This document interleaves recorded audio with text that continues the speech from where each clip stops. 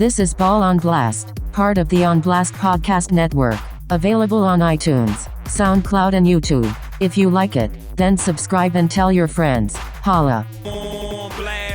Thank you. You're far too kind for tuning in once again to a little thing we like to call the Ball on Blast Podcast. As always, my name is Sheldon Alexander, and I'm joined once again by my guy, Andrew Webster.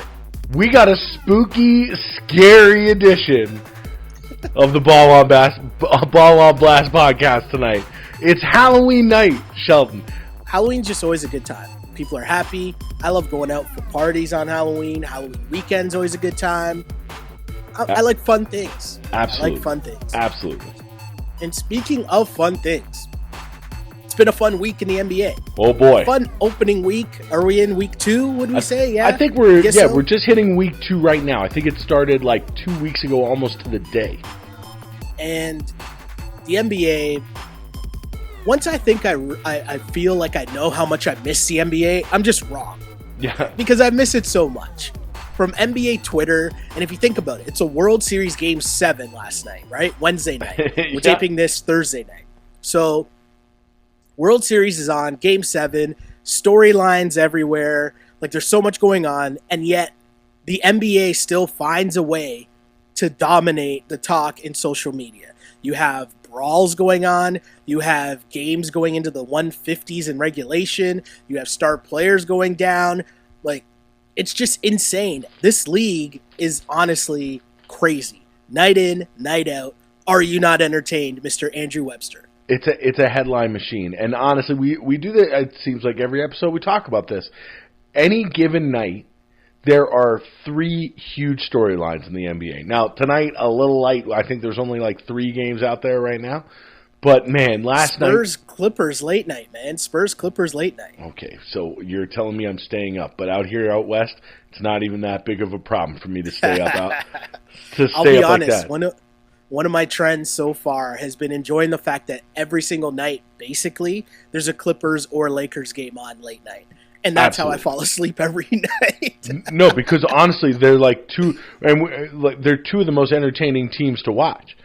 Whether it be, kind of contrasting styles as we saw in that first game against each other. They're built completely differently and yet so compelling for their own reasons. It's so great.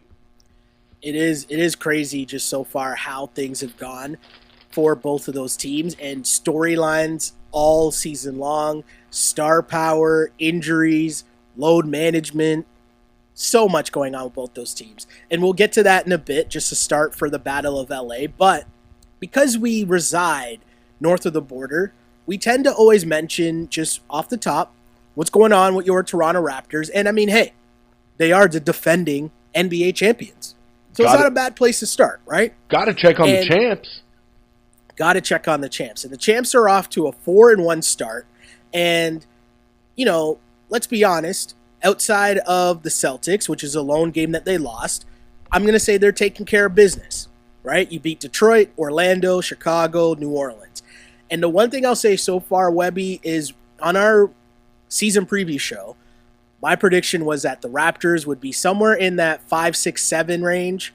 I said they'd finish in the bottom half of the playoffs, and I'll be honest, every single episode of Wrap It Up that we've done and the Raptors have won, there's mad people in my mentions like, I thought you said they're going to come in 7th.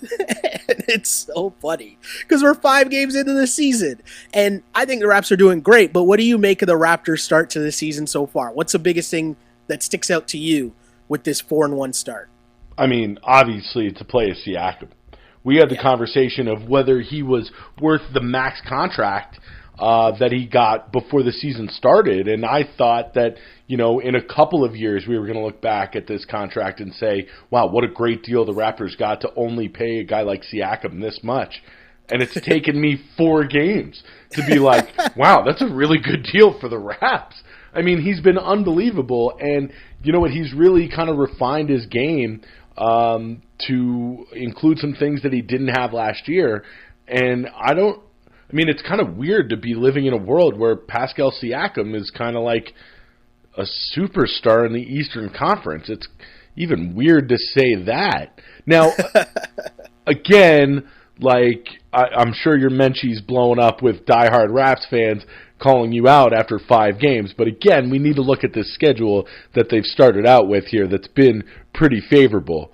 And even while they did lose to Boston, that was a really competitive game, and they played really well in it. But they have a tough stretch coming up where they've got to go to Milwaukee, then they get the Kings, and then they go on a West Coast road trip that's going to see them play, I think, the Clippers and the Lakers and the Jazz, all within a couple of days of each other.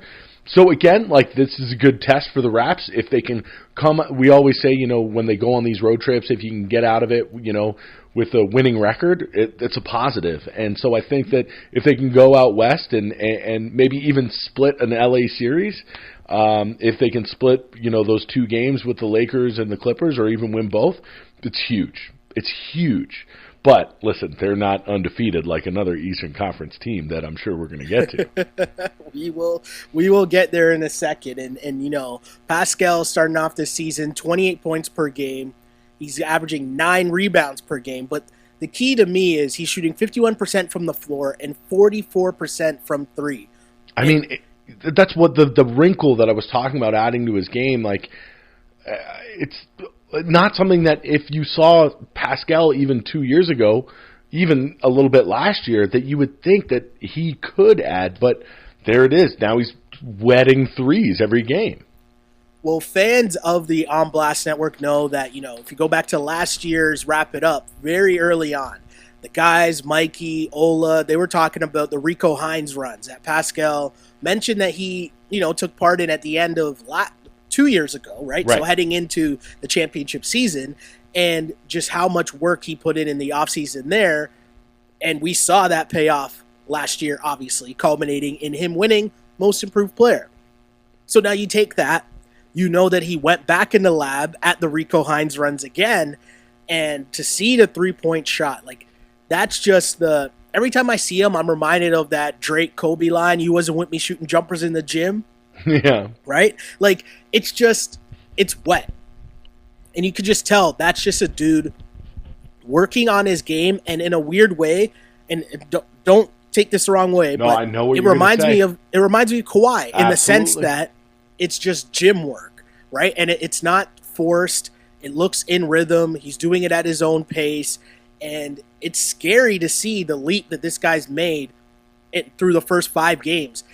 But it's going to come down to consistency, right? Like, that's the difference between star and superstar, is consistency, all-star and MVP.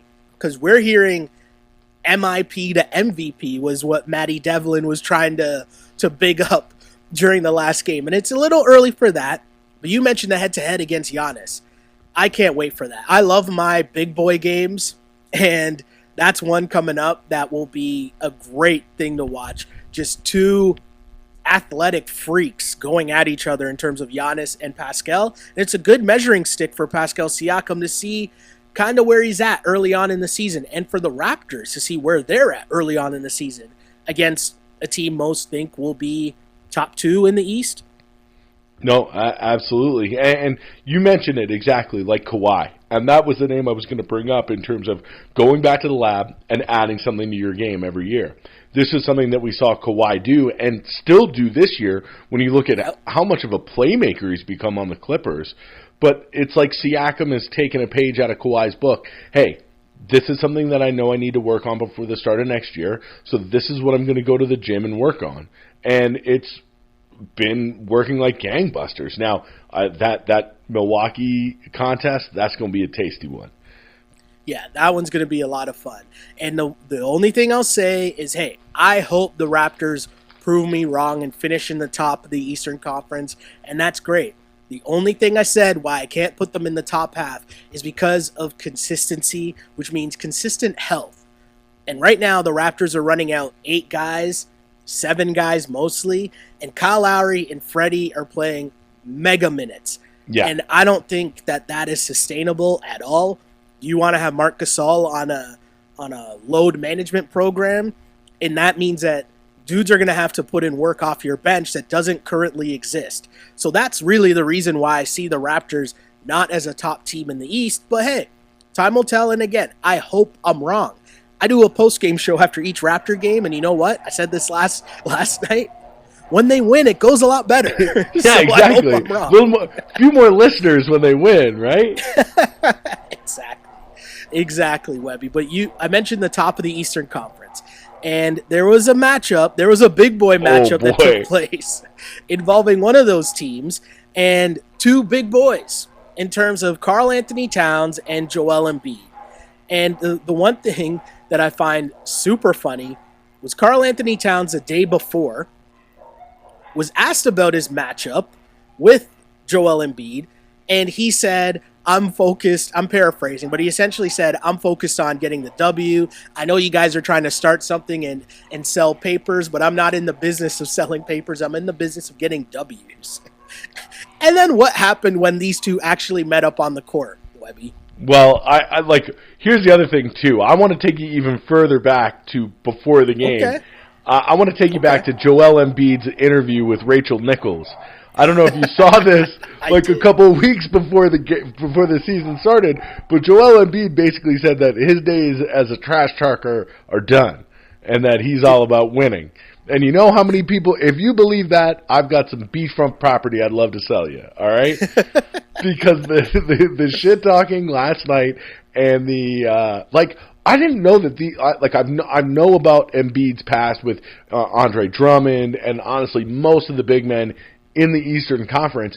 This Cat Embiid thing, it seems to be born out of Jimmy Butler coming to the Sixers last year and the connection that he made with Embiid when he was in Philly, and I guess hearing some stories about what happened in terms of Instagram models and girlfriends. But listen, there was some bad blood on the court in Philadelphia last night. And you know who loves when shit gets rough like that in a game, whether it be hockey, football, or basketball, or baseball? You know who loves that? I'm not sure who. The fans in Philadelphia.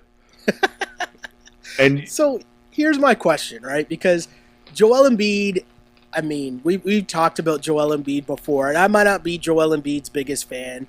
I think this is like straight studio gangster stuff, which is Joel Embiid. Just, he's for the show, right? He's here for the show.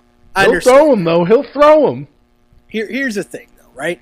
In terms of basketball fights in the year 2019, that was pretty high up there. But in terms 100%. of like actual fights, that was pretty lame, right? Like it was a go, right? In the context of where we are now in the NBA, cool. But beyond that, whatever. No. Like Towns got him in a headlock. Maybe Embiid gouged him in the eye. They're rolling around, and then your man's Ben Simmons. With a triangle choke.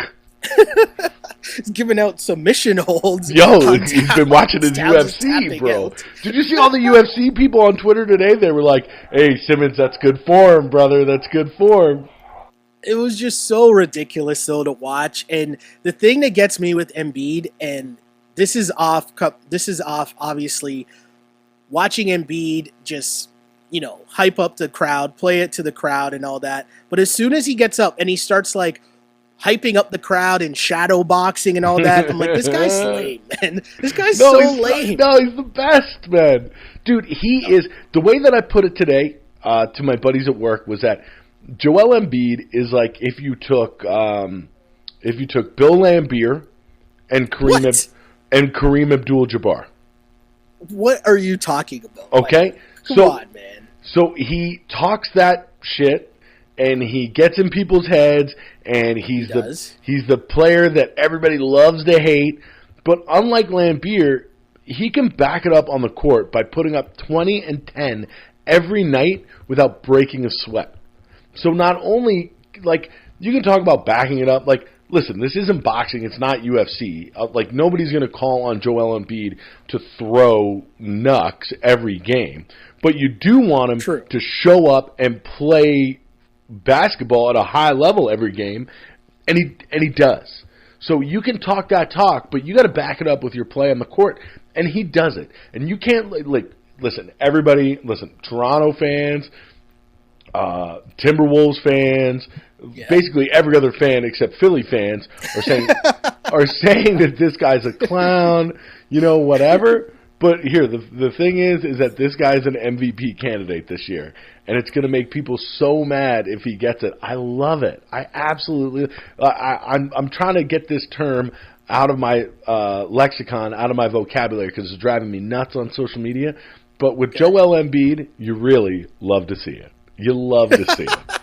Listen, okay, so two guys that have been talking trash with each other, cool. I'm okay with them getting in the little tussle, whatever, the intensity, cool. I'm here for that. The gimmicks that came afterwards, though, that's what I'm not here for, right? Like the shadow boxing, all that. But I will say this, it was hilarious. And the way that everything trickled out in terms of, like, I totally missed Towns' mom's leaning over and giving Embiid the finger on the way out. I totally missed that until like 3 hours later on social media.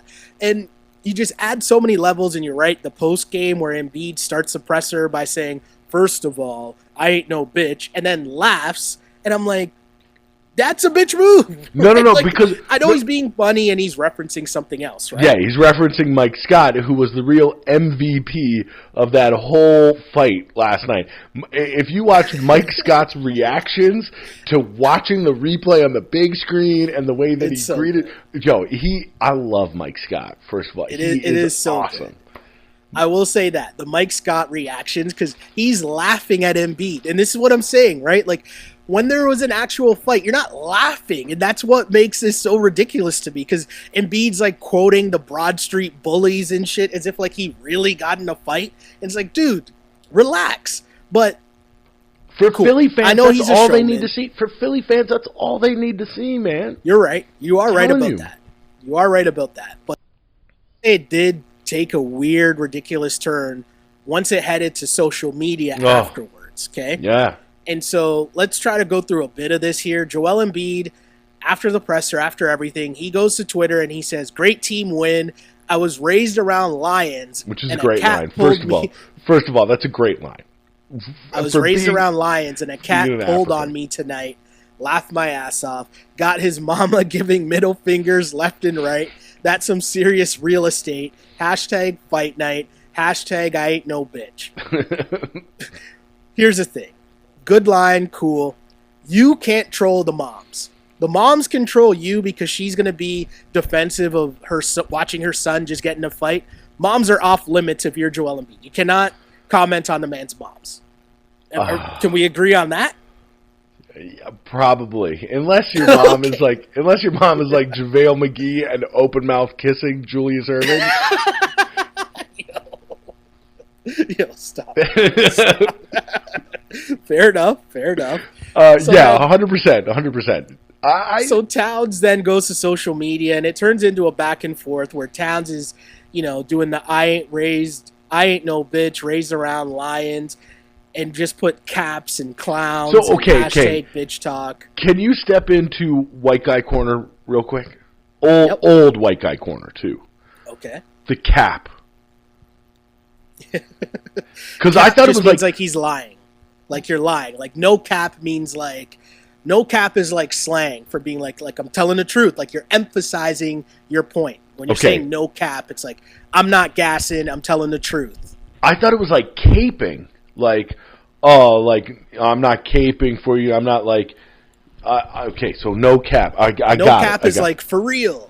You know what I mean? It's like for real, no lie. Like you're emphasizing your point. So when Towns is saying, when he's mocking Embiid, who's saying, I ain't no bitch, and then he's putting a bunch of caps, he's saying he's lying. No cap would be like, you're gassing him, saying like, oh no lie, you are not a bitch. But he's saying, cap, you are a bitch.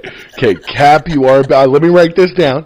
Cap, you are a bitch. Cap, all right, got it. No lie, for real. Like that's what no cap would mean. Okay. Thank you for stepping. Like, I'm that dude, no cap, or I'm that dude, for real. Thank you for stepping into old white guy corner with me and clearing that up. Hey, we're here to help. That's it. So this turns into a thing on social media for the rest of the night because there ends up being so many other layers to this. Yeah, didn't Cat's agent get involved and say that like Joel actually deleted it himself instead of instead of Cat blocking it or something. Did I read that right? Well, I didn't see the stuff with the agents. I just saw Cat posting all these pictures of him having Embiid in a headlock and him posting Embiid crying after the Kawhi 4 bounce shot. And okay, I'm gonna go back to something I said after the four bounce shot, and it's quoting Bomani Jones, who made this point about the Embiid crying. And it's just another example of why, hey, crying in sports, fine. Especially you're a professional athlete, you dedicate your whole life to a sport, you're grinding so hard to try to achieve your goals at the highest levels in the world. A lot of emotion. If you lose, cool. I see you getting emotional. I see all that energy pouring out of you and you crying. I can understand that. But that guy, Joel Embiid, he can't cry. And this is another reason why. Because when you continue to do the Joel Embiid trolling stuff, the ace card is going to continue to come out in terms of, hey, here's a picture of you crying on the court for everyone to see. And then it just reminds you of everything else, like him crying in his girl's arms, who's like half his size at the end of that game. And it's just like a complete gong show of events. But then it turns, and I want to say this. I want to get your opinion on this, Webby. Because it turned a little... it went even further, because then we get Joel Embiid clapping back, and Joel Embiid seems to be references Jimmy Butler. Yep. And then I'm tiptoeing around this, not because, one, I said on the last pod, hey, not trying to be the Tekashi podcast. Right. But he starts referencing, he says at the end of another post, because he commented on Towns' post, right? That's what you were referring to in terms of who deleted it or who's hiding it or whatever. But Embiid says, imagine talking after a 20-point loss. You hate to see it. Go ahead using that pick of me caring about losing in the second round of the playoffs. Which you all ain't never in caps. been to. But bragging about being in the second round of the playoffs is lame. But I get his point. I understand his point. Oh, wait, you never been there. You don't know what that's like. No cap, boy, finally won 3 games, and he's talking. And I know you ain't talking. You've been pussy your whole life. That's why you were treated like a bitch by you-know-who. And I ain't going to put your business out, but I got the facts about you. Sorry. I ain't going to put your business out, but I got the facts about you. Don't get it twisted. I own you. The assumption in the Twitter sphere. How can you hate this guy? Here's the thing. The assumption in the Twitter sphere, on the interwebs, in the deep, dark corners of the interwebs, alluding to people talking about Kat's ex-girlfriend and Jimmy Butler, maybe having some relations with Kat's ex-girlfriend, and maybe that's what Embiid's talking about. And if you want to know more about it, you can definitely get your Twitter fingers going and find the story for yourself. You might get caught up like I did on the Instagram model's Instagram page as well. But hey, it's a good time spent. It's a good time spent over your lunch break. All right. I'll say that much. But hey, however you choose your time. Pass me that link. You got to throw me that link. Link in bio. No, I'm joking. But anyways, is this stuff off limits, or is it too personal and like off limits, or are you okay with all of this? I mean, there's a lot of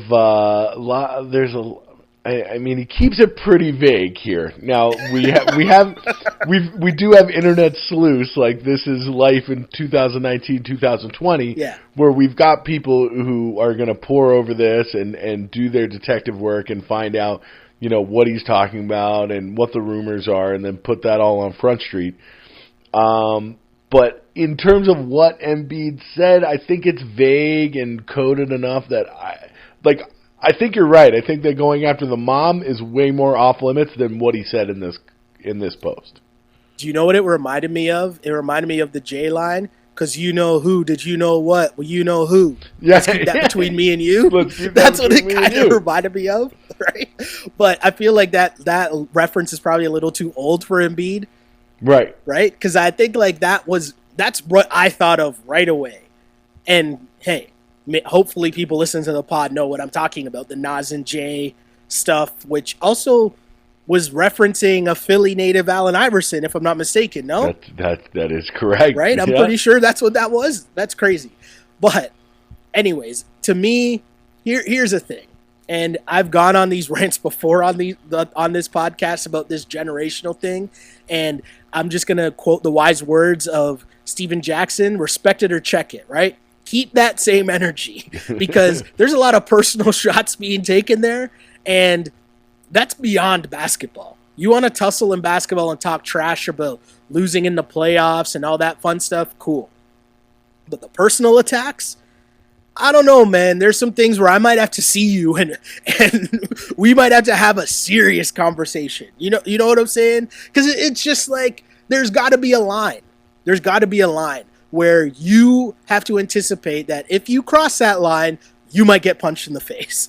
And that's what I feel like we're lacking in 2019, where I can just go on social media and just talk whatever reckless talk.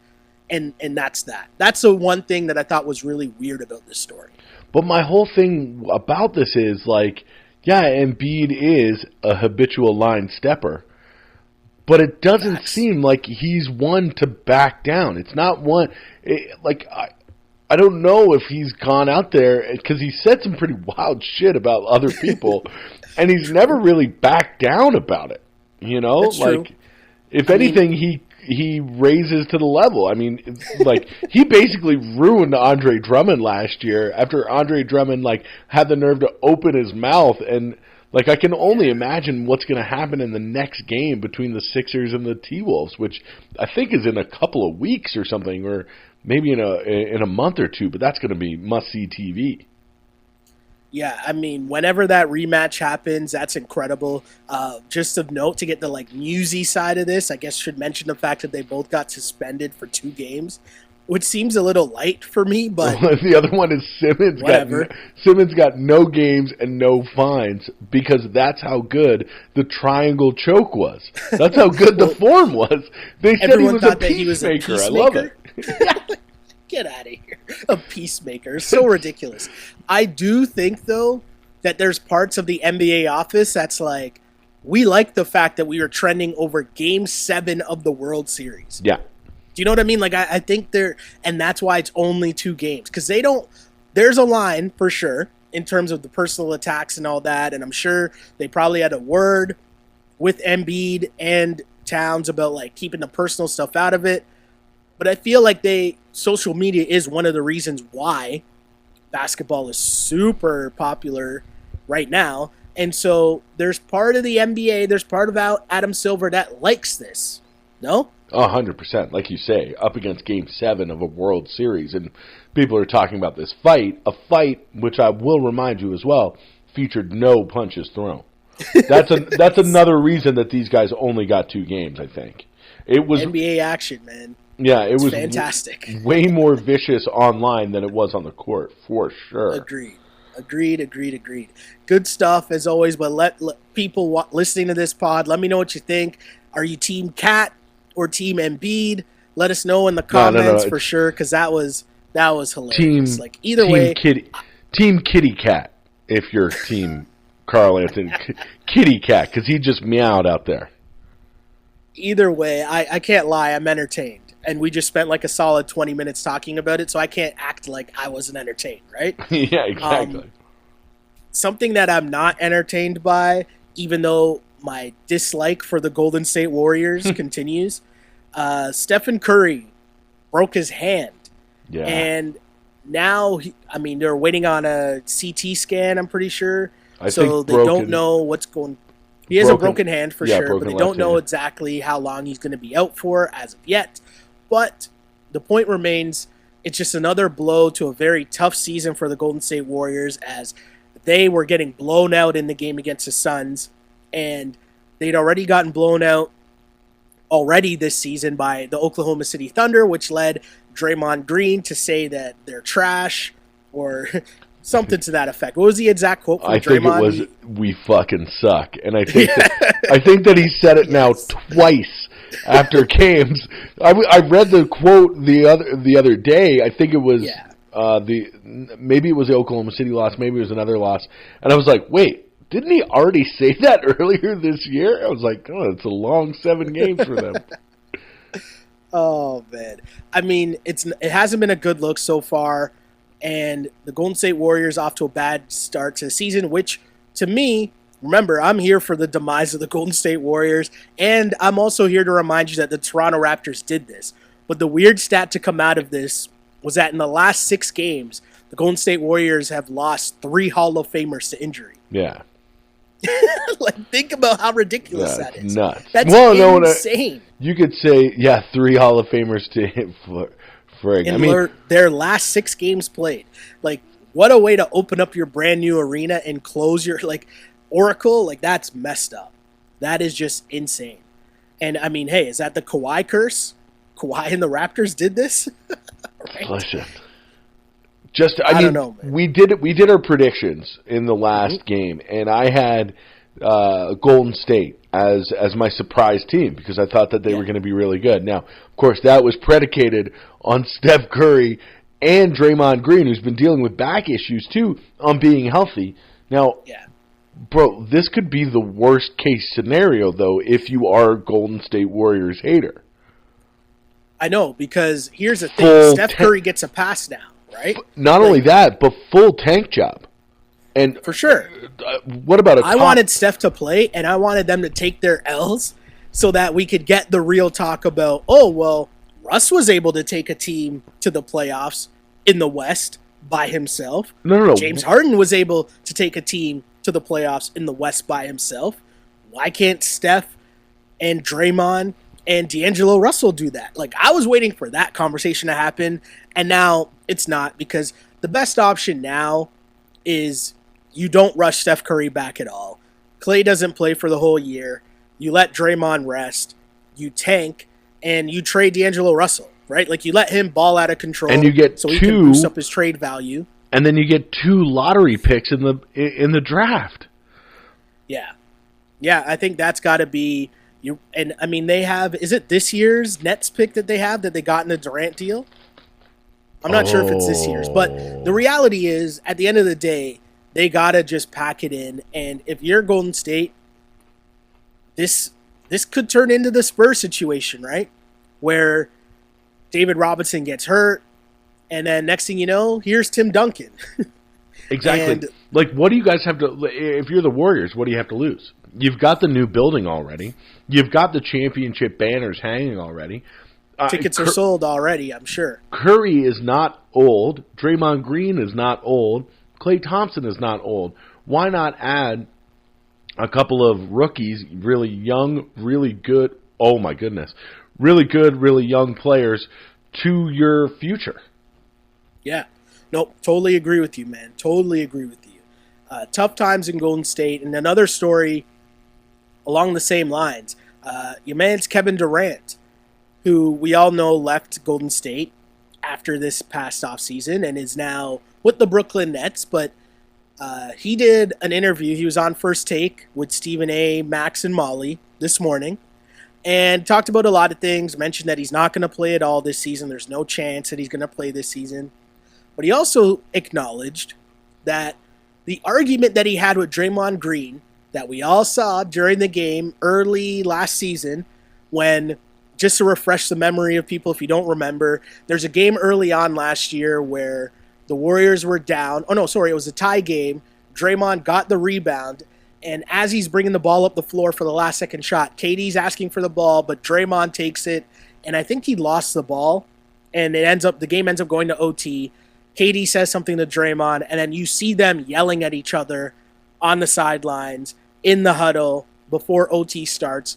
And all the quotes came out. It was all about Draymond yelling at him, "We don't need you." Draymond calling him a bitch. It wasn't pretty.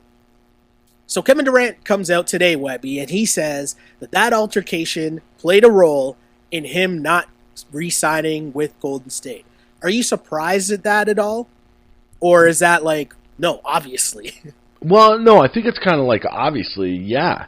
There was definitely something going on with those two last year that stemmed from that situation. Now, what is it like? I guess it's not surprising knowing what we know about Kevin Durant. Not that he's soft or a marshmallow or anything like that, but just that he does take things a certain way more than on a... Takes things personally, yeah. Right. Now, what's going to be really interesting is, based on the news that came out this week, reports from Jackie McMullen about the weird Kyrie story, is this just something that's going to happen again to Kevin Durant? It's super interesting, right? Because the other layer to this was, which is going to be super familiar to what's going to happen now, is Durant talked not only about how the Draymond comments affected him, but the fallout from that. Meaning, after that happened, the media jumped on it, and then every single day, the narrative became about his free agency. Like, that's all everyone talked about. And they were just looking for... It was just question after question after question about his free agency, and then it became him and the Warriors, not just the Warriors, and it turned into this whole season-long thing that really weighed on him. And I think that part played a factor in him being like, okay, now it's time to go. And so when you're talking about media scrutiny, and now you're talking about Kyrie, who's become one of the more polarizing figures in the NBA, for sure, and you're adding the backdrop of the New York media, and the backdrop of maybe them not doing well this season, and Kevin Durant coming back, that's just going to add a lot more media scrutiny to this situation. And I think you're right, man. Like, it's going to be somewhat of the same in terms of how annoyed are these two guys going to get if the media starts turning on them because things aren't going well, right? Like, it's fine and dandy when Kyrie's scoring 50 and they lose early in the season, but if that happens in game, 55?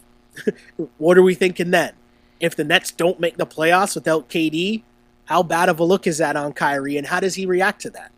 Well, that's the thing. And then I think that this experiment, though, in New York, or in Brooklyn, almost said New Jersey, if this experiment in Brooklyn is going to get at least 2 more years, not including this one. So they're going to have 3 years to try and figure this out. But you're right. If even if they miss the playoffs this year, I don't think it's a big deal because it's going to be about getting Durant in that Nets jersey. Yeah. Once he is, like you say, those lights are going to be bright, and then the scrutiny is going to be on him. And it's going to be interesting to see how he reacts to that compared to how he most basketball people, most media, they think that he fumbled the way that he handled his time in Golden State, which is crazy because he won 2 championships. Yeah. Was it 2? Sorry? What? Sorry, I missed the end part of that, Webby. Sorry. Did Kevin Durant win 2 championships in Golden State? 2, yeah. Yeah. So we think of his time in Golden State kind of now, especially, as something that he had fumbled, just because of the way that it ended. But that's the best kind of fumble. And if he can be even, a percentage of what he gave Golden State to what Brooklyn is trying to put together, I think he'll be fine. But it's just, man, the guy's got to get some tougher skin. Yeah, it is super weird. And I'm very interested to see how this all plays out. And, we know that he went to New York or Brooklyn for other reasons other than just basketball, right? And either way, I love the fact that at least he's shifting some of the basketball spotlight to the East Coast because so much of it is on the West Coast. But it is one of those things that you're still waiting to see. That these two guys join together. Once they are together, they're going to be a solid team. Championship team, not really sure, but at least a solid team. But getting there, that's going to be the issue, right? Like, KD's out for the year, and he's still finding a way to make headlines, right? Yeah. Well, not only that, and Kyrie is just supposed to be on cruise control for this year, and he's already coming under scrutiny for what he did in the preseason and his mood swings and how this wasn't what Brooklyn thought. Like, the situation that Kevin Durant thought he was getting into in Brooklyn could be completely different than the one that he ends up in at the beginning of next year. The one thing I will say, though, is that Jackie Mack, one of the greatest writers that exists, but the one thing I will say is that her base is Boston. And one of the things that we know that happens in Boston sports, regardless of which team you're on, right? when someone exits, magically all these stories tend to find their way into the media and these other storylines. And I know that it's about Kyrie's mood swings so far in Brooklyn. I know that and I understand that. But I'm just saying, right? I'm just saying. Yeah, talk to Terry before. Francona about that. Right? Speaking of, though, just what's gone on so far this season, as we mentioned, we're about the 2-week mark in. So many great storylines, but one thing that always happens in every NBA season, there's always surprises to start the year. So, Webby, I'm going to ask you, what has been the biggest surprise to you so far this season? Biggest surprise to me, well, I was going to say the Atlanta Hawks because they were one of my predictions of a team that was going to surprise people, and they were looking really great, and then Trae Young rolled his ankle. So while it might be tough, I'd say that how can you not say the biggest surprise is the San Antonio Spurs? And it shouldn't be a surprise because this is a team that year after year we say, well, you know what, Pop's had a great run. They don't have the horses that they used to have. You know what? You're going to see the Spurs, kind of fall back to earth now. They'll probably reload, and in a couple of years they'll be back up there again. They've been playing some amazing basketball so far. Yep. Bet against the Spurs, right? Like at your own risk, because no matter what, somehow, some way, they find themselves in the playoffs in the West, year after year after year, and you're trusting in the organization of Pop that. Give him the pieces, whatever pieces they are, and he'll figure out a way to put them in a position to succeed. It's been really interesting to see what the Spurs have been able to do so far. And, my surprise, and hey, I was going to say, it's funny you mentioned that you were going to say the Hawks because I was going to as well. And it sucks that Trae Young, what happened to Trae Young, even though we know he'll be back, he's day-to-day, I think he's listed as, so it's not as bad as it could have been. But my first early surprise actually did come last night in the crazy night of the NBA. And it was when I saw the box score that read Rockets 159, Wizards 158. I was like, wow, that's a crazy game. And then I stared at the box score for another 10 seconds, like legit 10 seconds, because I was like, wait a second. This wasn't in overtime or double overtime? This is in regulation? And the third highest scoring non-overtime game in NBA history? Exactly. Insane. But then another 10 seconds led me to, oh shit, James Harden scored 59 points in this game. Now, this is insane for a lot of reasons. And the Russell Westbrook-James Harden experiment, I'm here to watch this for the whole season to just see how this plays out. I'm super intrigued by it. I don't know if you caught this, but I've been, those that follow the pod know I work on Tim and Sid. I've been producing the show for a couple weeks now, or probably over a month actually. But we had Kenny Smith on this week. Kenny Smith said that he thinks the Rockets are going to win the NBA championship. Like that was the team he picked. And I never made such a bold statement in our preview show on Ball on Blast. I said I think the Rockets will be really good. I see them as being like a top 3 seed in the West. Who's going to win the finals? I have no idea. I think my pick was the Lakers, right? If I'm not mistaken. Yeah. But this experiment so far, Russ is still getting his triple-doubles. Harden is still shooting every single shot imaginable. But 159, 158. When you hear that, Webby, what are you thinking when you hear that? I'm thinking, how bad is the Rockets defense that they gave up 158 points to the Washington Wizards?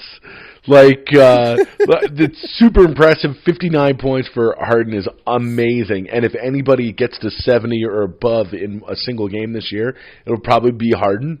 And honestly, the combination of Westbrook and Harden has been just as impressed, maybe the best new combination of two players playing together, other than my boys Doncic and Porzingis, who have been outstanding so far as well.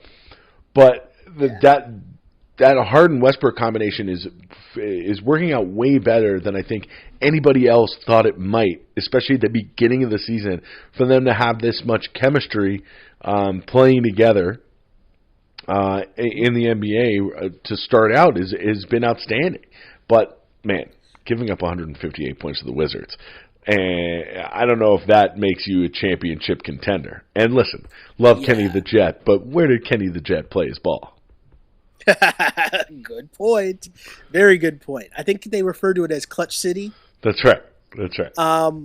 Bradley Beal also went for 46 in that game, 14 of 20 shooting, which is just crazy numbers as well for Brad Beal. And I think this game is the most blatant example of kind of a working theory I've had for a few years in the NBA. And it's that it's just a glorified gym run. Yeah. Meaning most teams don't play defense. No. And so that's what differentiated the Raps so much last year was they defended, and you've seen that culture bleed into this season where, again, they play defense. So even if you remove the high-level talent of Kawhi, the drop-off isn't going to be as drastic as people think because they still play defense. Good team defense. And the Sixers this year so far. I mean, that's kind of what that team is predicated on coming into this year is how well they're going to shut down the other team. For sure. Totally. One last thing about the start to the NBA season. Obviously, one of the biggest storylines coming in was the Battle of LA. Through the first couple weeks, Webby, what's your biggest takeaway from the Battle of LA?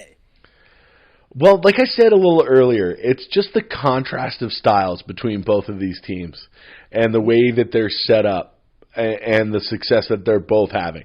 It's like you can do it in multiple ways in the NBA if you want to be successful. You can have two of the best players playing right now and surround them with a bunch of scrubs, or you can fill out a roster with amazing role players who excel at what they do and then put in a superstar like Kawhi to then be surrounded with those amazing role players. Both work. Yeah. Yeah, I think it's one of those things where you look at both teams, and as you mentioned, it's definitely different styles, but seeing Anthony Davis playing basketball again is incredible. But the other thing that's super funny is that how often is my guy heading back to the locker room? Yo, what did he do? Every single game. He did 40 and 20 with a bum shoulder in 3 quarters? Yeah. Dude, that's insane. That's insane. But the other thing is, like we talked about in that preview pod, how great is it to see LeBron with a player like Anthony Davis? Like, it's great, man. And to see LeBron just not have to put carry the team on his back. Completely. Yeah. Yeah. And Kuzma's going to be on the way, which kind of eases a bit more off of LeBron. It's just going to be interesting to see how this plays out. And it's still a great storyline. The one thing, as the Clippers get ready to play tonight, as we speak, they're probably already tipped off, but load management wasn't supposed to be a thing for Kawhi Leonard, or at least that's what Doc said, but he already took a night off for rest last night in Utah, and the Clippers got blown out. And again, they're still without Paul George, so they're not even at full strength yet, but one of the great storylines going forward. And I think maybe one of the funny things that I've seen so far is the Kawhi commercial with Arnold Schwarzenegger, the Terminator commercial. It's actually really funny. And of course, we've seen the memes of the hey, hey, hey. It's like, hey, man, Kawhi Leonard is a fun guy.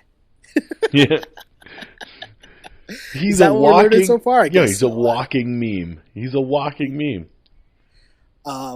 As always, though, Webby, we close out the podcast with our Ask on Blast segment, which a lot of times just ends up with what shows we're watching, which turns into either a Game of Thrones. In the past, it's turned into a Game of Thrones recap. Succession. Or a Succession recap. Or you crushing billions. None of those shows are currently on the air right now. But there is an album that came out. And I'm going to say this. I'm not going to rip a gospel album because it's a gospel album. Because you don't want to go to hell. I understand. Yeah, I don't want that smoke. But I'm going to pose this question to you about Kanye West and his album called Jesus is King. I'm going to just read this headline, okay? Kanye West admits he asked people working on Jesus is King to not have premarital sex. Quote, there were times where I was asking people not to have premarital sex while they were working on the album. Who? I just want to get your thoughts on that. Who was he asking? I don't know, man. Kenny G? Was he asking Kenny G not to have premarital sex? Yeah. Pretty sure Kenny G's married. Oh, man. You know what's so crazy, man? I normally, a Kanye interview, I'm all over. And I saw the clips from the Big Boy interview, and they're just like a couple clips that leaked. And I'm like, no, I'm not putting myself through that. No, me neither. But I'm still not going to say nothing negative about an album about Jesus either. So here's I'm not going to be that dude. I tweeted it out as soon as I listened to it, and it's incredibly short. It's even shorter than Ye was. I think it's like 27 minutes or 27 minutes, exactly. Yeah. But man, after going through it once, you know what I said to myself?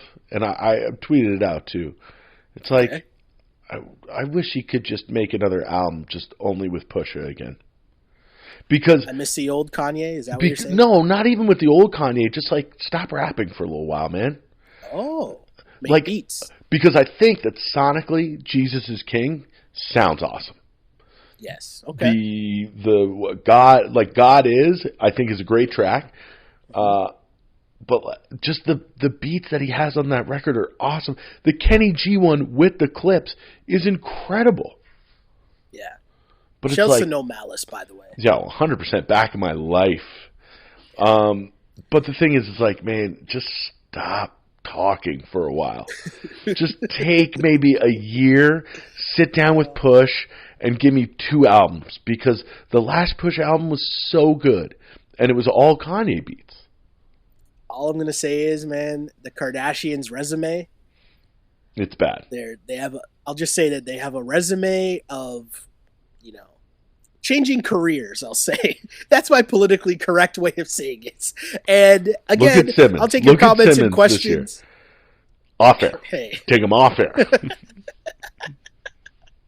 On that note, Webby, where can the people hit you up if they want to talk Halloween candy, Halloween costumes, or Ben Simmons' chokehold? If you want to talk about triangle chokes, if you want to talk about Jesus is King, if you want to talk about The Watchmen on HBO, or if you want to talk to me about how much of a B Joel Embiid is, yeah, on Twitter, on Instagram, it's the same at @awebster84. Amazing. Watchmen, I should be watching that. Yeah, I read the graphic novel years ago. Okay. You don't need to read it to get into it, and it's got your girl Regina. All you have to know is that Regina King is in it. Okay. And she's the best.